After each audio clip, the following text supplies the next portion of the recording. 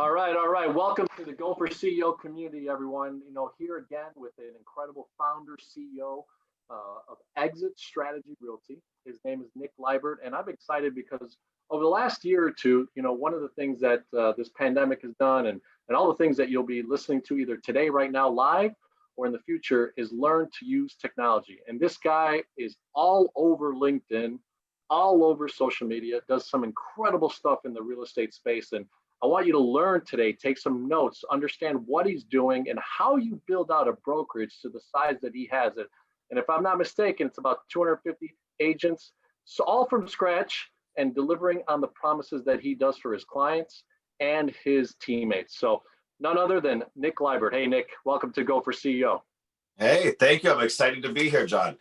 Excited to have you. So hey, look, we're a little bit different here at the Go for CEO community. We try to challenge ourselves to bring on the people that are founding businesses today, startups to 25 million in revenue. Okay, and in all the sense to be able to journal and chronicle those stories, really give you the sense as an individual to share, what you do on a daily basis. I see some awesome boards behind you. We'll get into some of those things and how you use those on a daily basis, how you teach your team, and all that type of stuff. So why don't we start with just a little bit of a snippet of your background, where you're coming from, and really the story of how you launched Exit Strategy, and we'll go from there. Yeah, absolutely, John. Thank you again for the time. So I'm Nick Libert. I've been in real estate for 22 years at this point. This is actually all I've ever done as an adult. Didn't think when I got into real estate in college that I would be in it for life. But I'm a lifer now at this point. This is my passion. This is my drive every morning to get up and empower lives through real estate. And it's really in two forms. Obviously, my own clients, I think the best teachers are in the industry doing the same things that they're coaching on. And so I do it for my own clients, show them how to invest, how to empower their lives through real estate as part of a more diversified overall investment strategy. And then I'm also showing our agents, our real estate agents at Exit, how to empower their own lives, how to sell real estate better, more efficiently, how to educate their consumers, spread the word using technology. I love technology. I always have. When I started in real estate in 1998, one of the first things I did was buy a domain name. It's still the same domain name I use today, nicklibert.com. I got into social media in 2009 when everybody else was doing it on their little business pages and said, don't mix business and pleasure. Don't have your business up on your personal page. That's how I did it at the beginning, and it was very effective. So I learned from other people, but I also like to educate and coach on what I've learned and all the mistakes I've made too, because I've made a lot of them.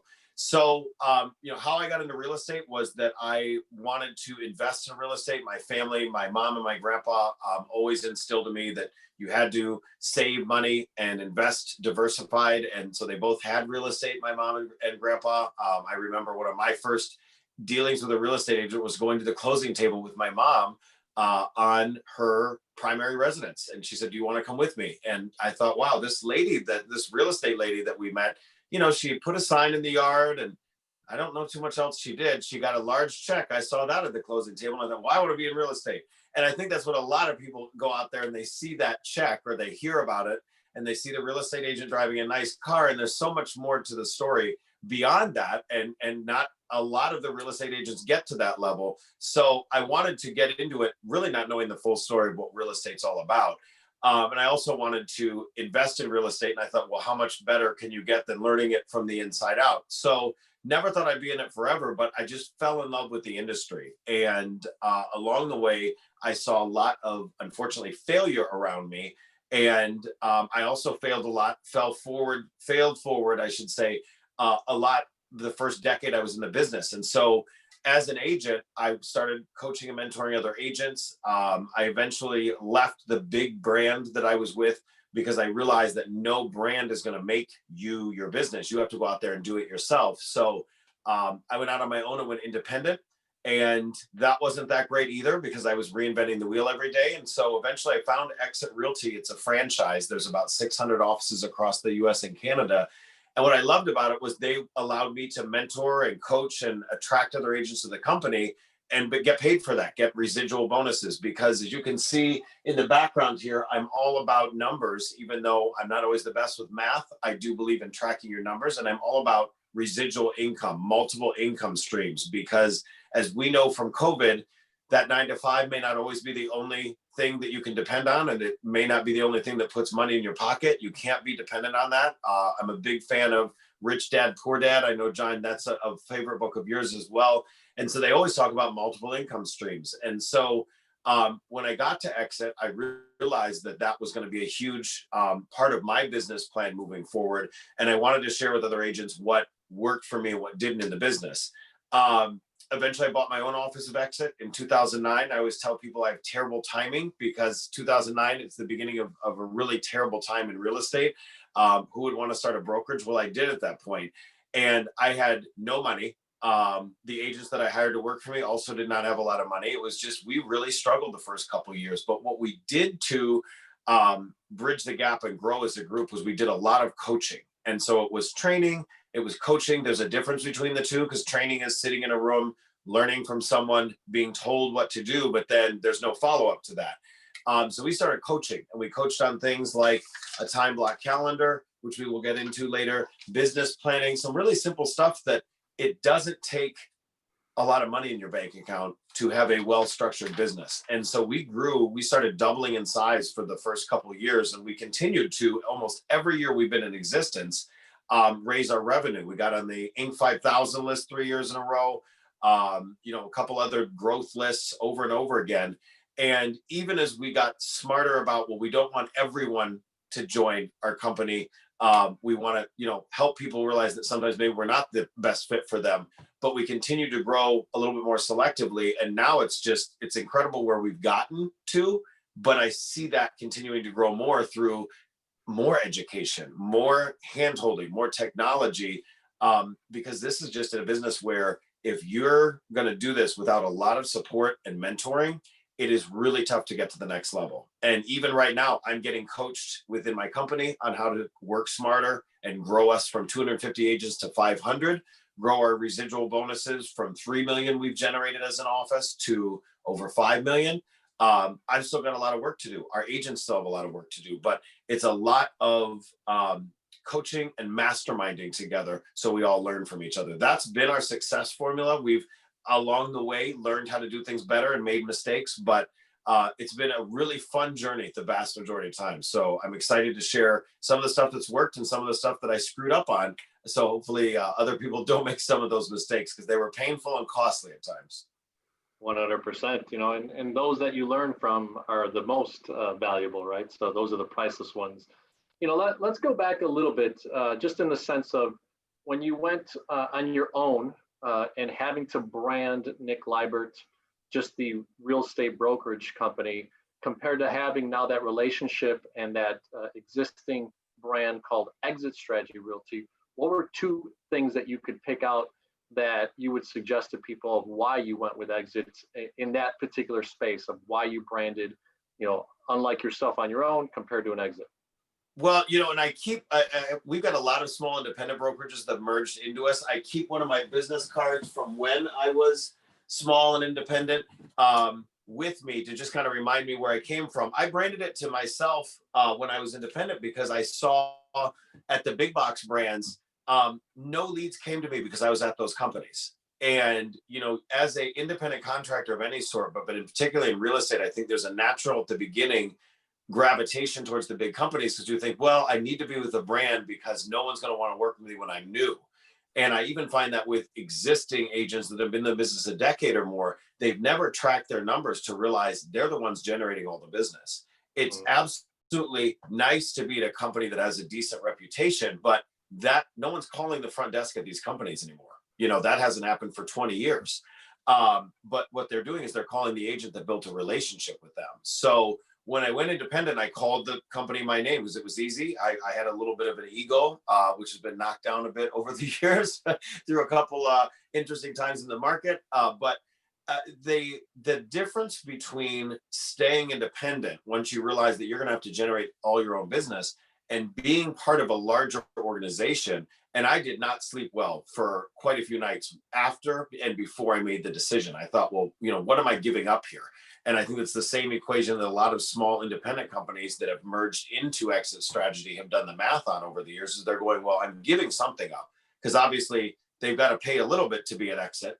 We don't have any desk fees or upfront fees, but when they have a closing, until they cap out with us every year, they're going to pay us a little bit of a split on their deals. And so the question is, when you're small and independent, are you, number one, really maximizing yourself? Are you in an environment where every day you wake up and there's a mastermind group, there's people conversing about their business?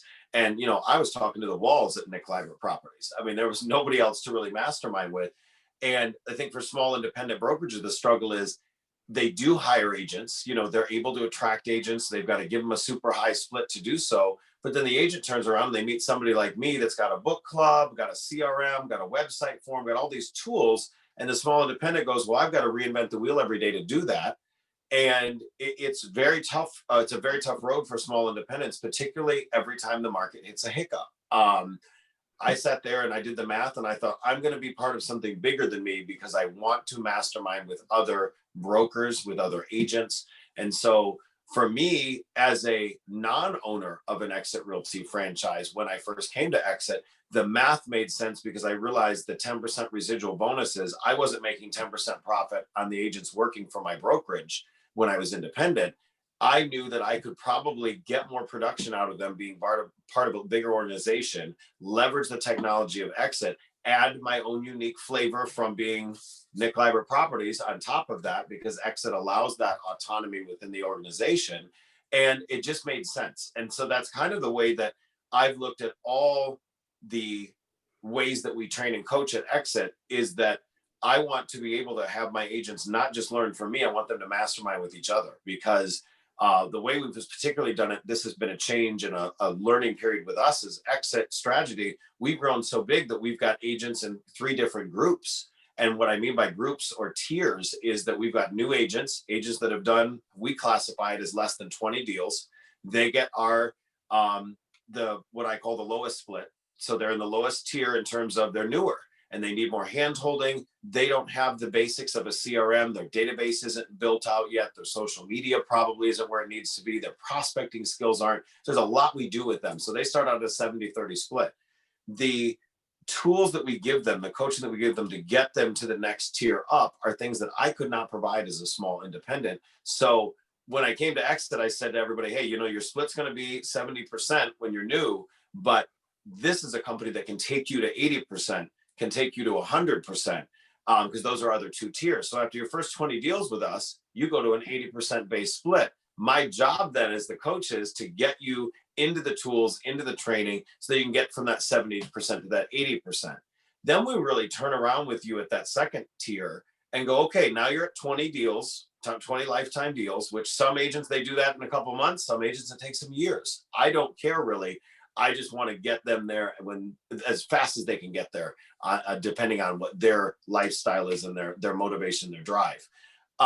Then once you're at that 80, we turn around and we say, okay, now how can we work smarter with these tools? Is it time for your first assistant? Is it time for you to just go back out and meet more people? What is it that now you don't know? Now you don't have to know how to fill out a contract as a new agent and all those nervous things that you deal with as a newer agent. You know the business. Now let's expand that business. Let's go deeper. And then the third tier is my favorite tier. And those are the ones that have they've hit 100% commission with us. And how we do it at Exit, at our offices of Exit, is that when you hit 100,000 in gross commission income for the year, you go to 100% commission split for the rest of the year.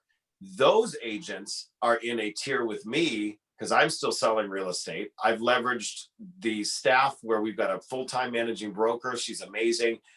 She's able to handle a lot of the newer agent questions, a lot of the state questions, a lot of that supervision. So I can focus on coaching agents. Well, I'm coached by a company called Core, and they're incredible. And so these people selling 10 times the real estate I do have taught me how to leverage. So I can turn around to these people that have capped out for the year and say, now you really have to build a team around you, because there's no way you can do 100,000 GCI plus particularly if you're not selling $1 million condos and single family homes every day. You got to really hustle. How can we build a team around you? And what's amazing about the exit formula, the residual bonuses, is that if they attract people from outside the company to exit, and then they're showing them the way, they're getting residual income off those people. And those people are learning these amazing skills from these top producers. So that person then with those bonuses can make over 100%. And they never have to go and open their own little brokerage. They can stay at exit, build their brand within the company, build a brokerage within a brokerage on their sales team. And it allows me to know that they'll never walk out the door like I did from the big box brand saying, there's got to be something better. I want to do my own thing. You can do your own thing with me as the franchisee or the owner of the company, taking all the liability, all the supervision, all the management mess off you so you can focus on exactly what I'm doing, selling a lot of real estate and showing other people around me how to do the same. So it's a beautiful thing. We're not perfect. No brand or office is, but I want to sit there to every real estate agent and question, not only are you in a mastermind, are you using every tool that you've got? Do you have the right tools? But also, is it just about you, or are you really helping the industry? Are you helping your clients? We do something with our office, and I know I'm talking a lot. I'm sure you've got other questions, but you kind of got me on a passion. Oh, you're flowing. You're flowing. Here. Keep going. Is that we are really big into providing our agents with some turnkey, not only tools, but events. We throw an event every month of value for consumers so that our agents don't have to. And particularly in COVID, our production has gone up during COVID, which is we're outpacing the market by a lot. And one of the reasons for that was we said, this is not a time to stop events. This is a time to step up events. Now, of course, they're all on Zoom or they're virtual, but we've sat here and said, this is a time to reconnect with the consumer and educate your friends and your clients to a level that they probably have never experienced before. And that's been so huge for us. And I realized that the average real estate agent, the above average real estate agent, doesn't have time to be a party planner, a public speaker, a graphic designer. So we've taken all that off them and said, we'll package the event. We'll have it branded to you. All you got to do is share the link, get people to come to the event. And then guess what? You've provided value to your consumers. The office has an event that, because we've leveraged each other and masterminded together to do the event, you've got an event with 50 or 100 people in the room or virtual room versus 3 to 5 when you're trying to do a home buyer seminar, a home seller seminar, anything like that. And we've also done it in a manner that it's not always about real estate sales, because I hate when the only time you hear from a realtor or a lender or a title company or whoever it is to get something. I want to be able to provide you value. It doesn't always have to be real estate. So we actually have 4 key focus areas. They're health and wellness, personal finance. John, that's how you and I got connected. Obviously, real estate is one of them. And then the last one is charity and community. So you've got 4 different pillars of our value proposition to consumers. And that has just been tremendously helpful to our agents to go, well, Nick's telling me to put people in my CRM. What do I say to them? And so we provide that for them. So it's been a fun journey. This conversation, half of what I just mentioned wouldn't have been even possible 5 years ago. We've grown to a size that we've been able to scale up what we can provide our agents. So our agents can turn around and scale up what they're able to provide to their consumers. So we're kind of in a sweet spot right now of we've got enough people to do some amazing things, but we're not so big that, I don't know every single one of our agents. I know your name, I know your birthday.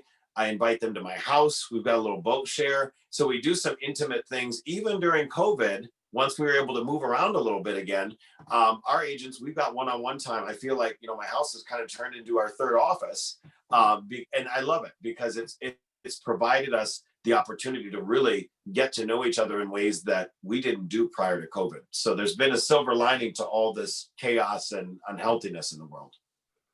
I love what you said, and community, I'll tell you to just replay 4 or 5 times the last 7 or 8 minutes.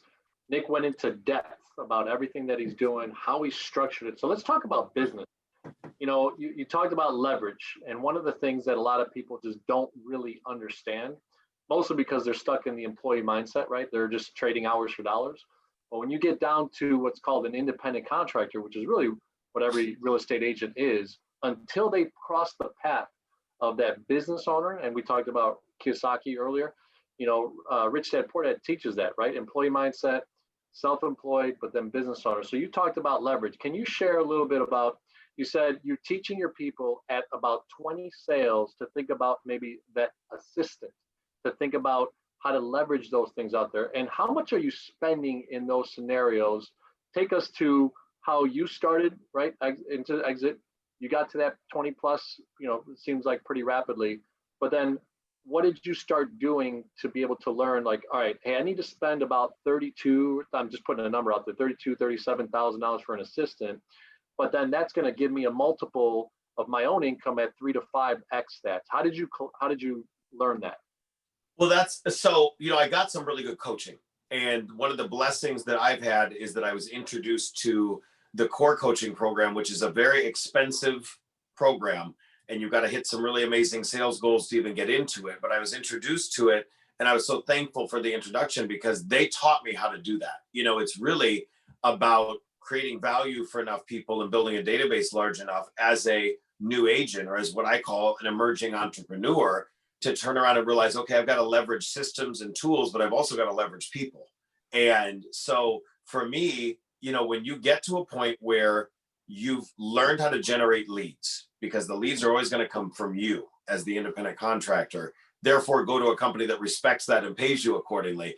But when you start to figure out, okay, I'm really good at lead generation, I've gotten to the point where I feel like I'm not focused only on lead generation. I'm focusing on servicing my clients and doing wonderful for them, to the point that I feel like either leads are slipping through the cracks. Because what we find with the way that I study the business with our agents, we use a lead tracker, we use the CRM to follow up, and we figure out, okay, this agent is actually generating enough leads. They're actually either not converting the leads correctly, or they've got enough leads that they may not even realize that it's time to hire an assistant so they can help service the leads, so that they're focused solely on the lead generation and then the servicing.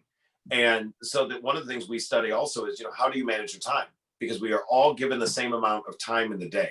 And another book that I love is The Miracle Morning. Two books, actually. The Miracle Morning and The Compound Effect are really, my two Bibles for business. And they teach you all about your time, and then about, once you've got your time figured out, if you're truly maximized on your time, you can hit certain sales goals, but then you're going to have to leverage. And so my question to agents is, what are you doing with your day? Are you using a time block calendar? Are you really maximizing your day? Because once you really have maximized your day and you've got the prospecting down, you will get to the point that I would say for an average agent, it's about 20 deals a year. They hit a wall and they say, I realistically can't do more than 2 closings a month without an assistant or a team member. What does that team member look like? Here's what my training and my coaching reflects, is that I made a list with coaching from other people. I was taught how to make a list of, I'm busy, I'm stressed out, I feel like I could do more business with some help. Make a list of everything you love to do, and you're going to keep that.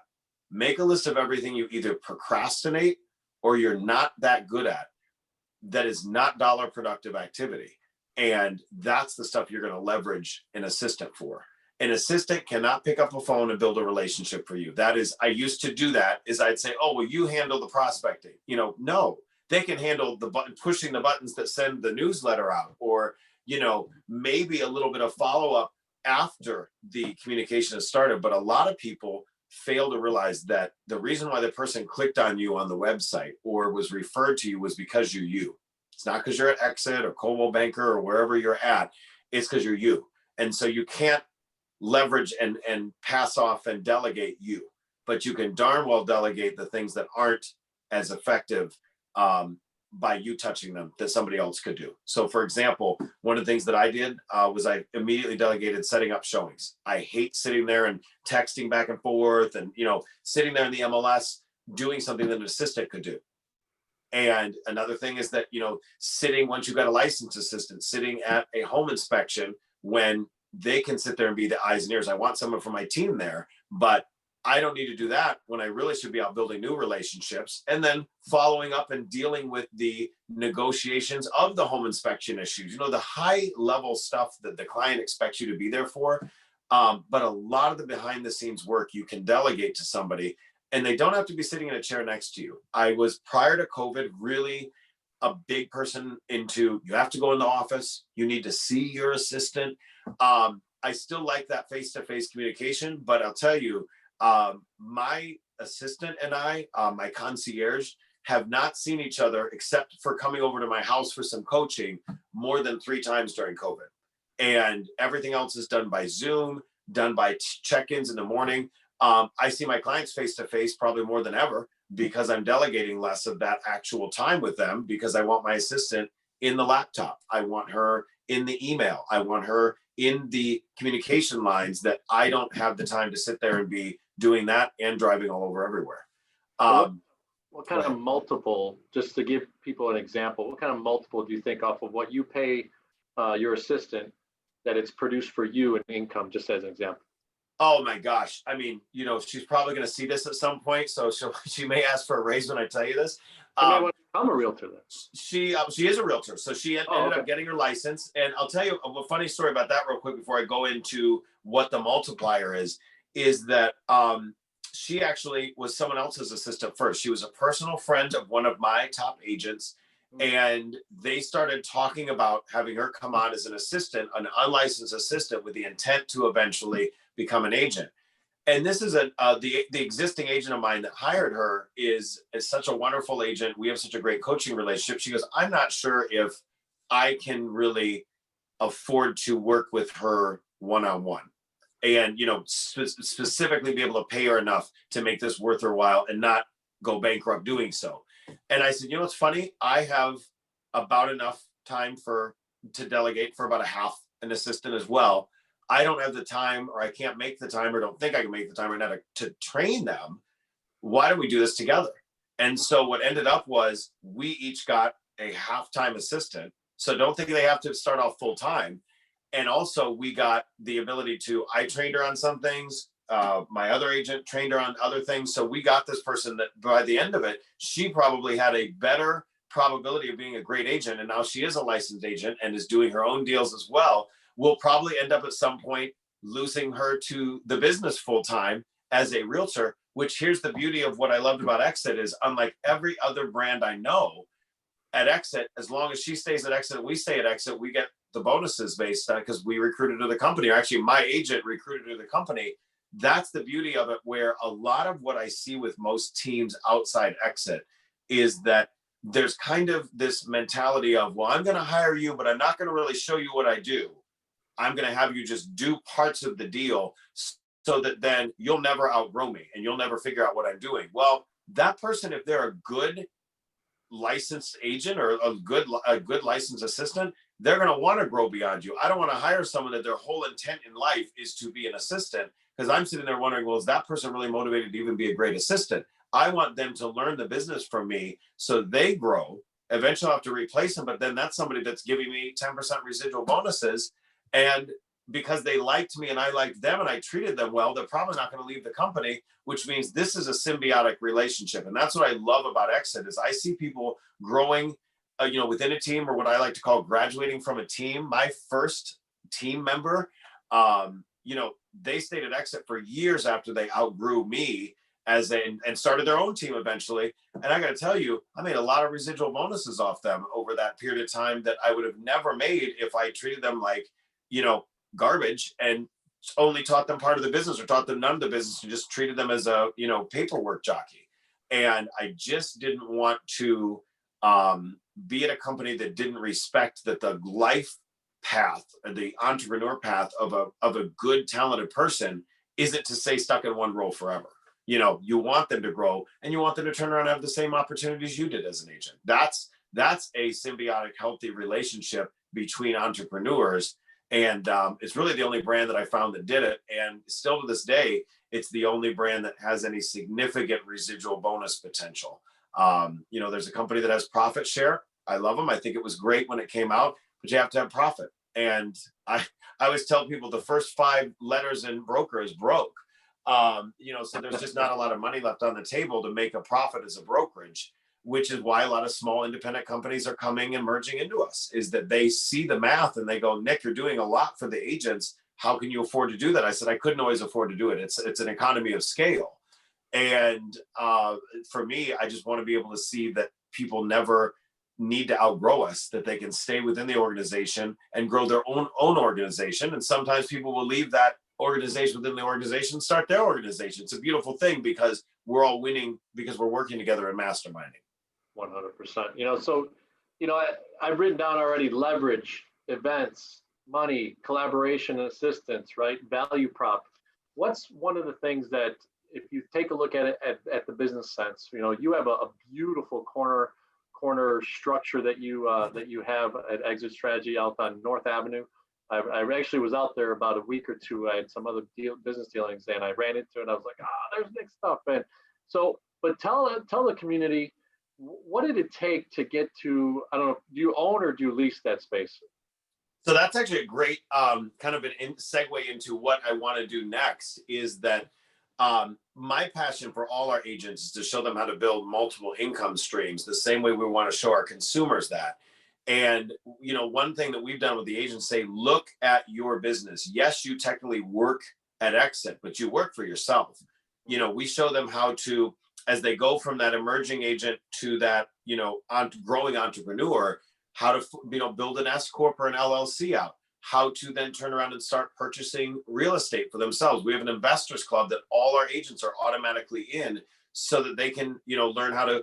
We have a group health insurance plan for them, which is great. They have to pay into it, but that's something that a lot of companies don't do. So they have health insurance, but then also, how to do a SEP IRA. So how to invest for yourself. And for me, I turned around and looked at my business and I realized, okay, this business, I own some real estate, but I'm still renting my office space. So that's the next thing on my list. Is we have two beautiful office spaces, one of which, the Southside office, one of our agents and mentors, and he owned his own brokerage and merged it into us based on what we're doing with coaching.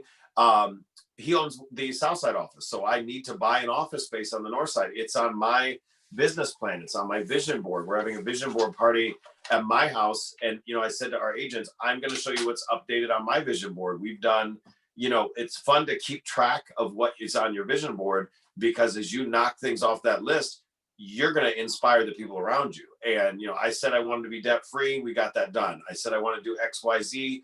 It got done. Well, the next thing on my list is I want to own an office building or a mixed use building. I don't want to pay a rent anymore because I'm not paying a rent anywhere else. Why am I paying a rent here? And to turn around to the agents and be able to say, you have the power, if you structure your own organization right, to have enough money in your bank account to buy not only your own home, because as a real estate agent, you should darn well own your own home. If you're telling everybody else real estate is such a great investment, why don't you have multiple income streams? Why don't you have real estate as an investment? And this is the time right now with these interest rates so incredibly low to really look into buy and hold. Flipping, I've been in the flipping game, made some money, lost a lot of money, took time away from my primary business.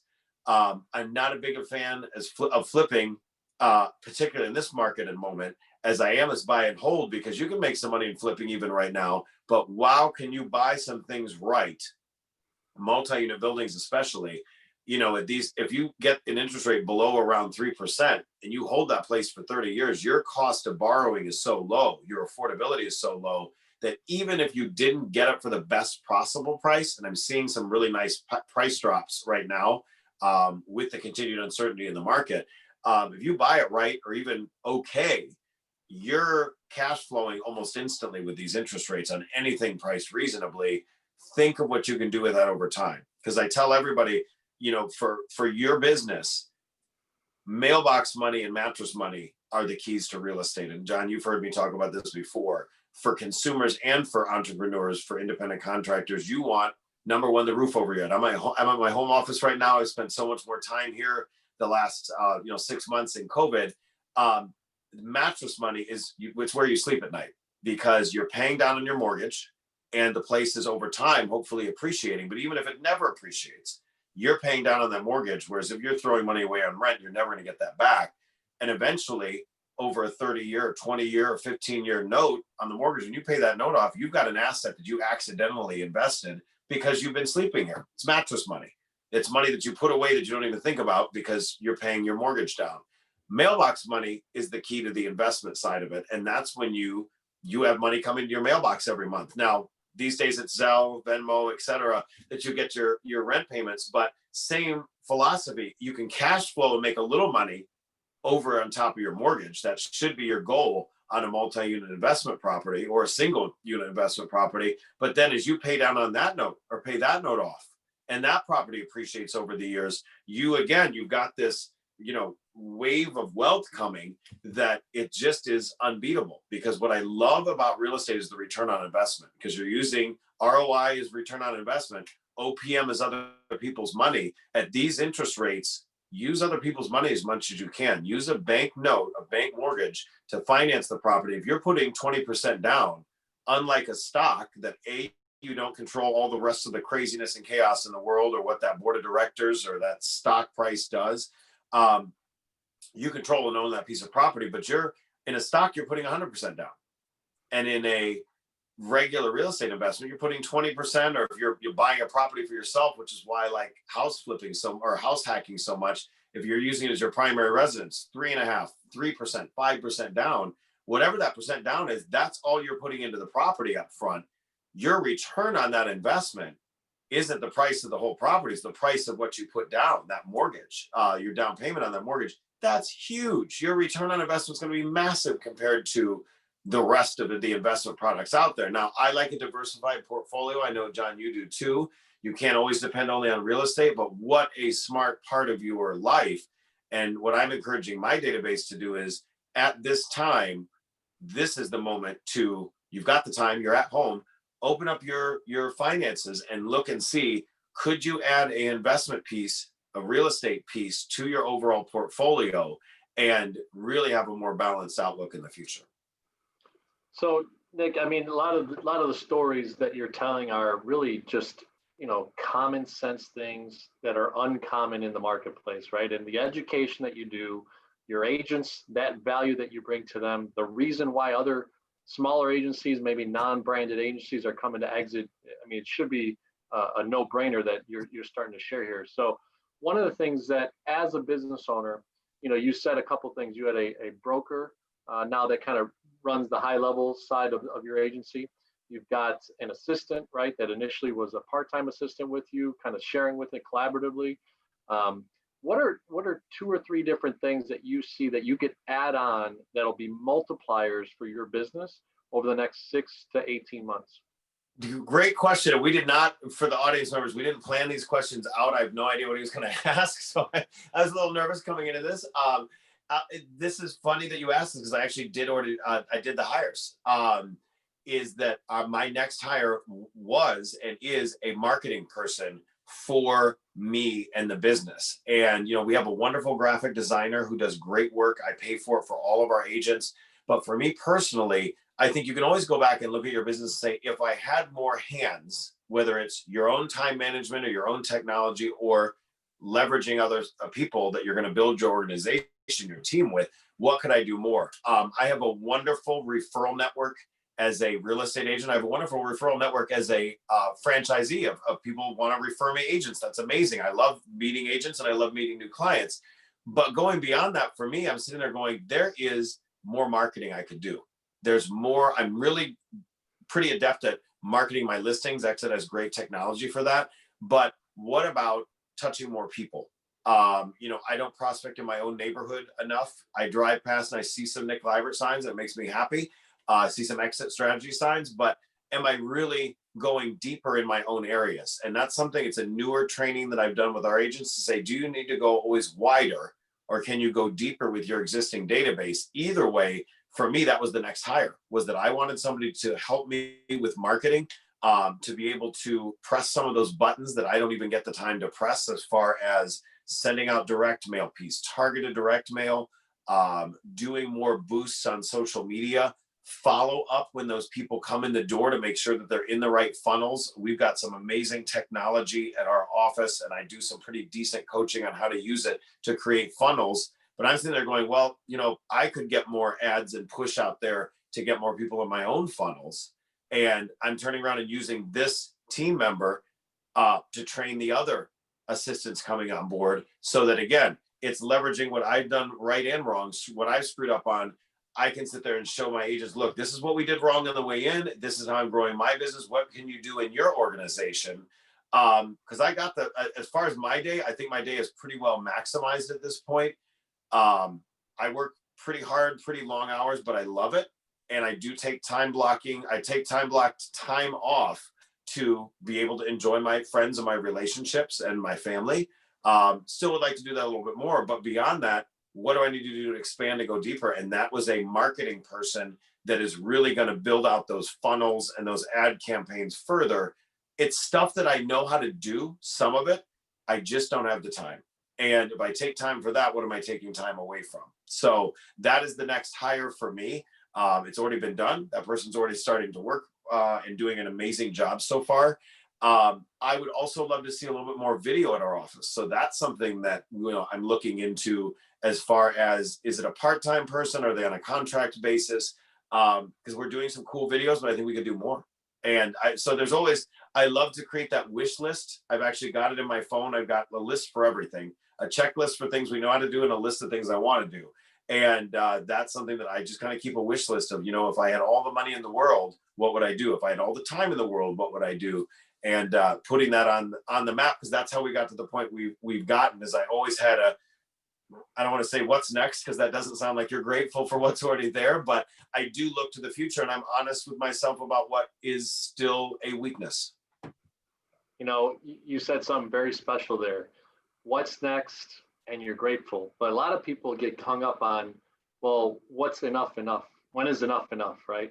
I get that question a lot, from friends and all that stuff. And the beauty of what you've said over the last 30, 40 minutes here is you love the game, right? You're in the game.